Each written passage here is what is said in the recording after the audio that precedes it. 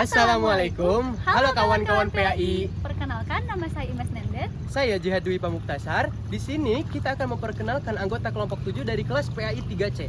Ada siapa aja sih anggotanya? Kira-kira siapa aja ya? Halo, saya Hotifal Hatfal. Dan saya Hasna Yusriyah. Di sini kami akan memaparkan materi personalized learning dalam artificial intelligence menggunakan aplikasi Lingo Kids.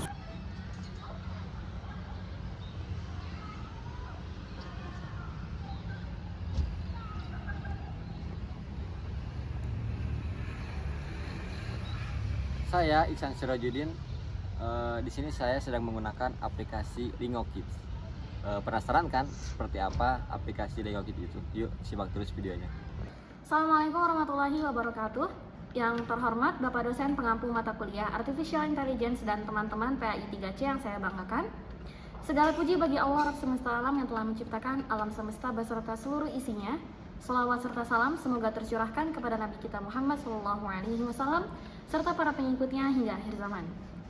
Pertama-tama saya ucapkan terima kasih kepada Bapak dosen yang telah memberikan kami kesempatan untuk mempresentasikan materi mengenai personalized learning dalam artificial intelligence dalam menggunakan aplikasi Lingo Kids. Kecerdasan buatan atau artificial intelligence dapat diartikan sebagai sebuah aplikasi atau instruksi yang berkaitan dengan pemrograman komputer untuk melakukan suatu pekerjaan yang dinilai oleh manusia sebagai cerdas. Atau bisa juga diartikan sebagai sebuah studi mengenai bagaimana caranya sebuah komputer mampu melakukan suatu pekerjaan yang saat ini dapat dilakukan lebih baik bagi manusia. Pada era teknologi seperti saat ini, perkembangan teknologi yang termasuk di dalamnya kecerdasan buatan dapat manusia manfaatkan untuk memudahkan pekerjaan manusia, juga memenuhi kebutuhan manusia. Perkembangan teknologi ini salah satunya dapat diterapkan dalam bidang pendidikan. Pemanfaatan kecerdasan buatan dalam bidang pendidikan tidak hanya berlaku bagi pendidik saja, namun juga untuk peserta didik. Bagi pendidik, kecerdasan buatan ini salah satunya dapat dimanfaatkan dalam perancangan kurikulum pendidikan. Dengan menggabungkan kecerdasan buatan dalam kurikulum pendidikan, pendidikan dapat menjadi lebih fleksibel, interaktif, dan sesuai dengan perkembangan teknologi juga masyarakat. Hal ini juga memberikan pendidik kesempatan untuk meningkatkan kualitas pendidikan, efektivitas pembelajaran, serta mempersiapkan peserta didik dengan kemampuan yang dibutuhkan untuk menghadapi masa depan yang terus berubah. Adapun bagi peserta didik, kecerdasan buatan dapat membantu dalam meningkatkan kualitas pembelajaran mandiri mereka. Dengan kecerdasan buatan, peserta didik dapat mendapatkan pengalaman belajar yang lebih fleksibel, personal, dan berfokus pada kebutuhan individu mereka. Pemanfaatan teknologi kecerdasan buatan ini bukan berarti menggantikan peran seorang pendidik, karena peran seorang pendidik adalah untuk mendidik, mengajar, dan memberikan contoh kepada peserta didik agar mereka memiliki kemampuan, pengetahuan, dan akhlak peserta didik yang baik dan benar. Oleh karena itu, penggunaan kecerdasan buatan dalam pembelajaran mandiri tidak boleh terpisahkan dari pengawasan orang tua dan juga pendidik, agar peserta didik mampu memanfaatkannya secara bijak dan benar. Baik, di sini saya akan menjelaskan konsep AI dalam personalized learning. Nah, jadi pembelajaran dipersonalisasi adalah suatu pendekatan di mana pembelajaran itu dirancang secara khusus untuk memenuhi kebutuhan dan preferensi individu setiap mahasiswa ataupun setiap siswa. Nah, kecerdasan buatan atau AI ini memainkan peran yang sangat penting dalam meningkatkan pembelajaran individual. Dengan menggunakan kecerdasan buatan, data pembelajaran siswa dapat dikumpulkan, dianalisis, dan dievaluasi secara mendalam dan komprehensif. Nah, AI juga dapat mengidentifikasi pola dan tren dalam data ini untuk memenuhi kekuatan dan kelemahan masing-masing setiap siswa. Nah, dari informasi terkait pembelajaran personal disusun rekomendasi pembelajaran sesuai dengan kemampuan, minat, dan gaya belajar masing-masing siswa. Salah satu manfaat pembelajaran personal berbasis AI ini adalah keterlibatan siswa yang lebih besar. Nah, dengan memfokuskan pembelajaran pada topik-topik yang penting dan menarik bagi siswa, maka mereka akan lebih besar kemungkinannya untuk berpartisipasi aktif dalam proses pembelajaran. AI juga memberikan umpan balik dan dukungan tepat waktu untuk membantu siswa menghadapi dan mengatasi kesulitan dan meningkatkan motivasi mereka untuk belajar. Menggunakan pendekatan ini, personal yang didukung oleh AI dapat membantu menciptakan pengalaman belajar yang mendalam dengan memahami kebutuhan individu setiap siswa. Pendekatan ini dapat lebih mengakomodasi perbedaan kemampuan siswa, gaya belajar, dan preferensi. Nah, dengan cara ini, siswa dari berbagai latar belakang dan tingkat keterampilan dapat merasa dihargai dan berpartisipasi dalam proses pembelajaran itu sendiri. Nah, secara keseluruhan, penggunaan AI untuk meningkatkan pembelajaran yang dipersonalisasi menawarkan peluang untuk meningkatkan keterlibatan dan prestasi siswa. Nah, dengan mengidentifikasi kebutuhan dan minat siswa serta memberikan rekomendasi pembelajaran yang relevan. AI juga membantu menciptakan pengalaman belajar yang bermakna dan juga bermanfaat bagi siswa. Ada menurut keterangan lain, pembelajaran dipersonalisasi sebenarnya itu memiliki kemiripan dengan contoh teknologi AI lainnya. Pada dasar teknologi AI memungkinkan pelajar atau pengguna itu memiliki layak-layaknya asisten pribadi gitu. Nah, kecerdasan buatan ini mengumpulkan data tentang tugas pembelajaran alternatif yang memenuhi kebutuhan pengguna setiap penggunanya. AI juga memberikan rekomendasi konten, menginformasikan pengguna tentang kurikulum, dan banyak fungsi penting lainnya. Kecerdasan buatan belajar untuk mengoptimalkan metode pembelajaran, penggunaannya agar pembelajaran dapat lebih baik dan juga efektif. Baik, di sini saya akan menjelaskan Scope of Personalized Learning Platform Example. Poin yang pertama yaitu di sini saya akan menyebutkan poin-poinnya terlebih dahulu ya teman-teman. Yang pertama ada adaptasi kurikulum, penilaian dan evaluasi individual, personalisasi gaya pembelajaran, fleksibilitas waktu dan tempat, teknologi dalam pembelajaran, keterlibatan orang tua, pengembangan keterampilan individu, ketersediaan materi dan sumber daya yang diverifikasi, evaluasi berkelanjutan, dan terakhir yaitu aspek psikososial dan kesejahteraan. Nah, langsung saja. Ruang lingkup personalized learning mencakup berbagai aspek yang dirancang untuk memastikan pengalaman belajar yang disesuaikan dengan kebutuhan, minat, dan karakteristik siswa. Yang pertama, tadi saya telah menyebutkan yaitu adaptasi kurikulum. Nah, adaptasi kurikulum dalam personalized learning melibatkan serangkaian strategi yang penting untuk memastikan pengalaman belajar yang sesuai dengan kemampuan dan kebutuhan siswa. Selanjutnya ada penilaian, evaluasi, dan evaluasi individual. Nah, strategi utama dalam penilaian ini adalah pemetaan kemajuan individu yang melibatkan penggunaan penilaian yang disesuaikan untuk mencatat perkembangan siswa secara detail. Selanjutnya ada personalisasi gaya pembelajaran. Personalisasi gaya pembelajaran dalam pendekatan personalized learning menjadi fokus utama. Nah, di sini guru tidak hanya mengidentifikasi tetapi juga memahami secara mendalam gaya pembelajaran siswa dan memungkinkan perancangan strategi pembelajaran yang disesuaikan dengan preferensi dan kebutuhan individual. Yang keempat adalah fleksibilitas waktu dan tempat. Nah, dengan menyediakan akses 24/7 ke materi pembelajaran, di sini siswa memiliki kelonggaran untuk menjelajahi konten kapanpun diperlukan. Nah, mendukung pembelajaran mandiri di luar lingkungan kelas tradisional. Selanjutnya yaitu poin kelima, teknologi dan pembelajaran. Nah, pendekatan ini memungkinkan adaptasi dinamis terhadap kebutuhan individu siswa, menyajikan materi yang disesuaikan dengan tingkat pemahaman dan kecepatan belajar masing-masing siswa. Poin keenam yaitu keterlibatan orang tua. Keterlibatan orang tua juga di sini sangat penting. Mengapa? Karena melalui kolaborasi antara orang tua dan guru tercipta sinergi yang positif untuk mendukung perkembangan anak. Nah, ini tuh mencakup informasi terkait kemajuan siswa. Jadi secara tidak langsung si orang tua memberikan laporan kepada guru bagaimana perkembangan anaknya. Itu atau si siswa tersebut.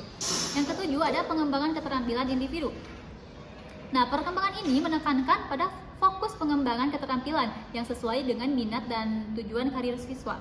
Nah, guru juga tidak hanya membimbing siswa untuk menguasai keterampilan akademis, tetapi juga membantu mereka mengidentifikasi minat pribadi dan aspirasi karir. Yang kedelapan, ada ketersediaan materi dan sumber daya yang diverifikasi. Nah, melalui penyediaan sumber daya multimedia seperti video, simulasi, dan materi interaktif, siswa memiliki akses ke berbagai metode pembelajaran yang memperkaya pengalaman mereka. Nah, pengalaman ini juga tidak hanya memanfaatkan teknologi modern, tetapi juga mengakomodasi gaya belajar yang beragam. Yang poin ke-9 yaitu evaluasi berkelanjutan. Pendekatan ini melibatkan praktik melakukan evaluasi secara terus-menerus untuk memastikan efektivitas pendekatan pembelajaran yang dipersonalisasi. Yang poin terakhir yaitu aspek psikososial dan kesejahteraan. Pendekatan ini tidak hanya menyediakan dukungan akademis, tetapi juga mengakui pentingnya kesejahteraan mental dan emosional siswa. Nah, dengan menyediakan dukungan psikososial, pendekatan ini itu bertujuan untuk menciptakan lingkungan pembelajaran yang mendukung perkembangan holistik siswa. Mungkin cukup sekian yang dapat saya sampaikan. Saya kembalikan kepada moderator.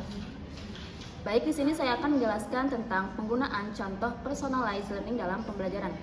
Bagi anak, penggunaan gadget ibarat padang bermata dua. Di satu sisi membawa banyak manfaat bagi perkembangan anak, namun di sisi lain juga membawa dampak berbahaya bagi perkembangan kepribadian anak.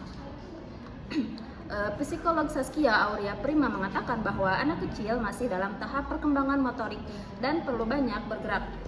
Menggunakan terlalu banyak gadget akan membuat Anda malas dalam jangka waktu lama dan menghambat pertumbuhan anak. Faktanya, anak seringkali diam saat menggunakan gawai. Hal ini tidak hanya berdampak pada kemampuan motorik anak, namun juga kemampuan berbahasa dan sosialnya. Saskia menambahkan gadget juga dapat menimbulkan gangguan, menyebabkan obesitas dan kelebihan berat badan pada anak. Kecanduan gadget tidak hanya terjadi pada anak usia kerja, tetapi juga terjadi pada anak. Saat ini, bahkan anak-anak berusia 5 tahun pun menderita masalah psikologis akibat kecanduan gawai.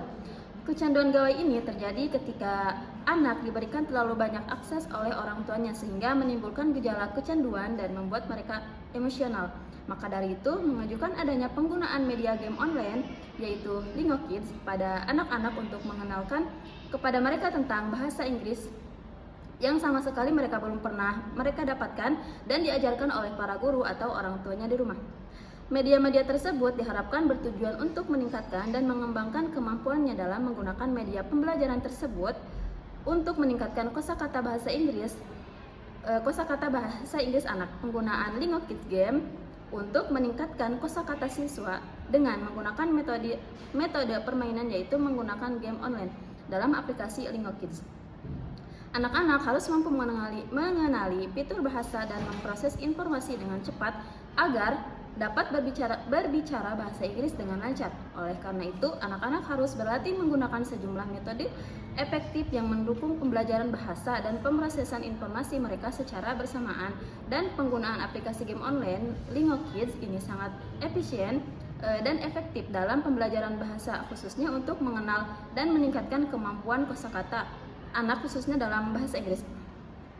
Selanjutnya yaitu contoh penerapan personalized learning pada pembelajaran melalui media game online dapat dilakukan melalui beberapa langkah. Yang pertama yaitu pemanfaatan teknologi kecerdasan buatan. Memanfaatkan teknologi kecerdasan buatan untuk menyampaikan materi pembelajaran, memberikan penilaian dan memberikan sarana pembelajaran sosial kebutuhan setiap siswa. Yang kedua yaitu menggunakan platform pembelajaran berbasis permainan. Menggunakan Lingo Kids, yaitu platform pembelajaran berbasis permainan yang bertujuan untuk meningkatkan dan mengembangkan kemampuan berbahasa anak, khususnya kemampuan meningkatkan kosakata bahasa Inggris. Permainan Lingo Kids memungkinkan Anda untuk menambah kosakata, yaitu Anda dengan metode gaming, yaitu permainan online yang ada di aplikasi Lingo Kids. Yang ketiga, sesuaikan pembelajaran dengan menggunakan kecerdasan buatan. Siswa dapat tetap terlibat dan termotivasi melalui pengalaman bermain game yang selaras dengan kebutuhan dan gaya belajar masing-masing. Yang keempat yaitu konten pembelajaran interaktif. Membuat konten pembelajaran yang interaktif dan menarik untuk membantu siswa belajar melalui bermain. Yang terakhir yaitu menggunakan data untuk personalisasi. Gunakan data tentang kemajuan pembelajaran dan preferensi siswa untuk mempersonalisasi pembelajaran dalam permainan.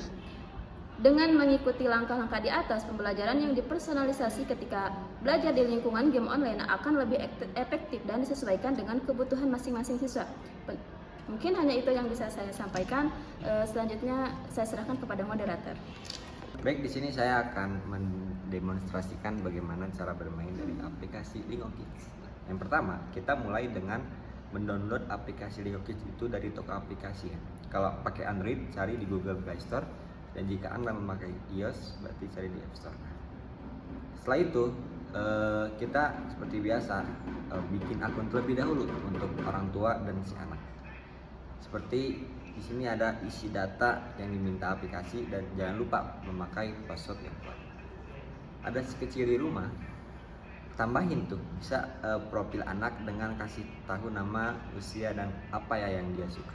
Nah, di dalam aplikasi Lingo Kids ini kita dapat mengeksplor konten gitu kan, dengan menjelajahi konten-kontennya. Ada banyak banget permainan seperti lagu dan aktivitas seru di Lingo Kids ini. Pilih aktivitas yang pas buat si kecil di rumah, karena aplikasi ini biasanya mempunyai kurikulum berbasis permainan-permainan yang seru gitu. Seperti biasa ketika kita menggunakan aplikasi, kita harus mengikuti petunjuk aplikasinya ya. Mereka biasanya ngasih panduan tuh cara bermainnya seperti apa. Nah, seperti ada fitur-fitur yang sangat bervariatif gitu kan, bagaimana kita bisa cek kemajuan si anak. Di sini melalui fitur pemantauan di aplikasi gitu. Biar seorang tua tahu gitu kan sebagaimana atau sejauh mana si kecil di rumah itu berkembang dalam belajar. Nah, adapun orang tua tuh ikutin gitu anak dalam bermain aplikasi gitu kan. Kadang seorang anak tuh masih membutuhkan sosok atau pendamping untuk membimbing si kecil belajar. Karena di Lingo Kids ini ada fitur aktivitas bersama gitu atau pertanyaan yang muncul yang mana si kecil harus dibimbing oleh orang tuanya itu sendiri. Dan jangan lupa kepada orang tua, karena dengan kemajuan teknologi seperti Lingo Kids ini itu menjadikan si anak kurangnya interaksi sosial dengan orang lain, maka diaturlah waktu pemakaian si anak dalam bermain gadget itu sendiri atau aplikasi Lingo Kids. Dan jangan lupa kepada orang tua ketika si kecil sudah memainkan aplikasi Lingo Kids ini gitu kan, berikan pujian kepada si anak gitu kan, bagaimana si anak tuh belajar dengan interaktif, menyenangkan di dalam aplikasi Lingo Kids ini. Dan jangan lupa ya, kita bermain Lingo Kids bareng yuk. Main bareng Lingo Kids, seru loh. Terima kasih Telah Menyaksikan video kami sampai jumpa.